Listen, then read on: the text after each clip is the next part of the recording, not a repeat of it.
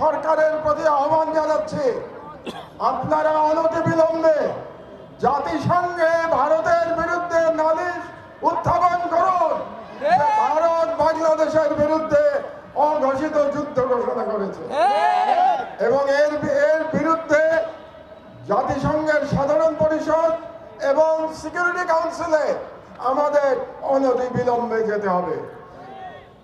2 নম্বর, রাজনৈতিক দলগুলোর উদ্দেশ্যে আমি বলতে চাই, অনেক রাজনৈতিক নেতা বলে থাকেন যে ভারতের সাথে বন্ধুত্ব করা ছাড়া নাকি ক্ষমতায় যাওয়া যায় না, কিংবা ক্ষমতায় গেলেও টিকে থাকা যায় না।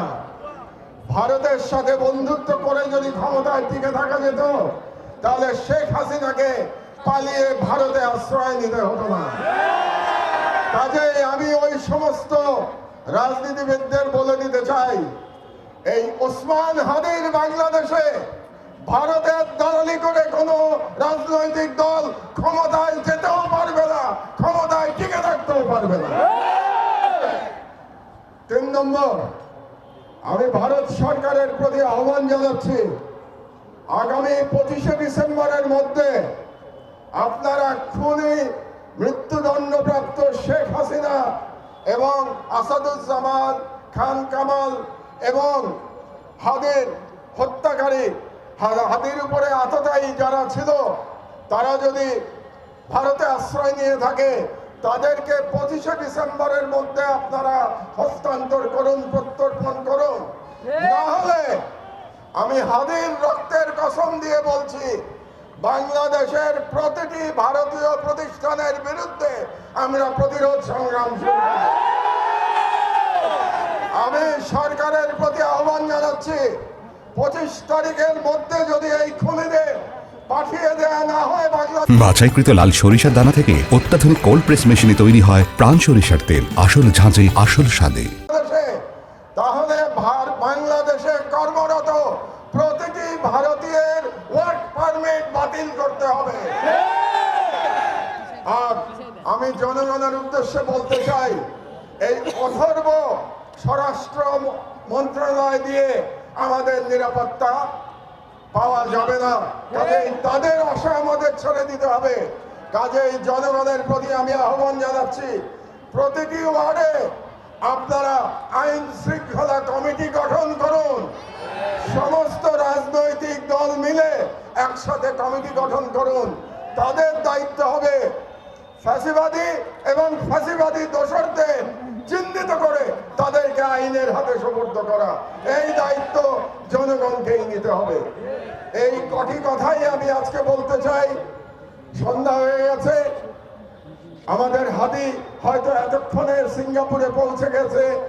আমি মহান আল্লাহ তাআলার কাছে করজোড়ে মিনতি জানাচ্ছি, ফরিয়াদ করছি, আমাদের হাদিকে আল্লাহ আমাদের মাঝে আপনাই ফিরিয়ে দিন এবং হাদির সুস্থতা কামনা করে আমার বক্তব্য শেষ করছি। তবে আরেকটি কাজ বাকি আছে।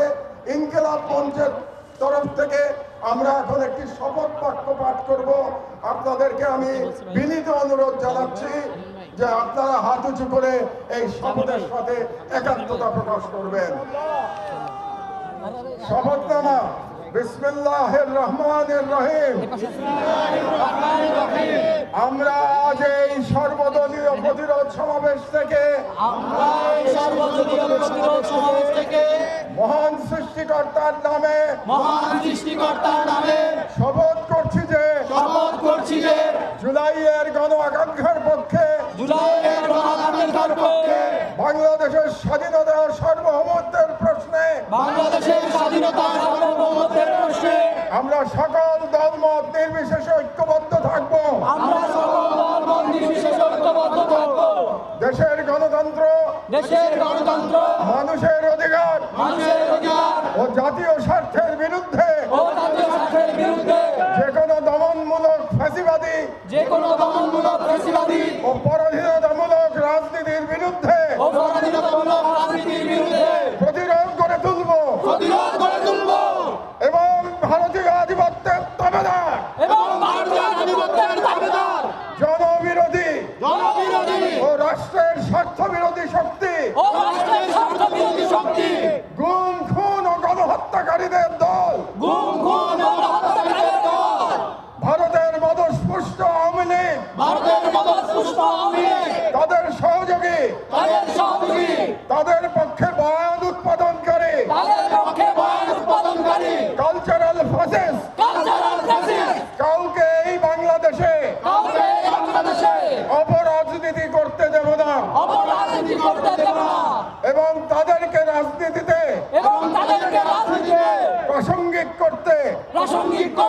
আমরা কখনই সহযোগিতা করব না। আমরা কখনোই সহযোগিতা করব না। আইনের শাসন, আইনের শাসন, জনতার ক্ষমতা জনতার ক্ষমতা এবং একটি স্বাধীন সার্বভৌম এবং একটি স্বাধীন সার্বভৌম বাংলাদেশের প্রশ্নে বাংলাদেশের প্রশ্নে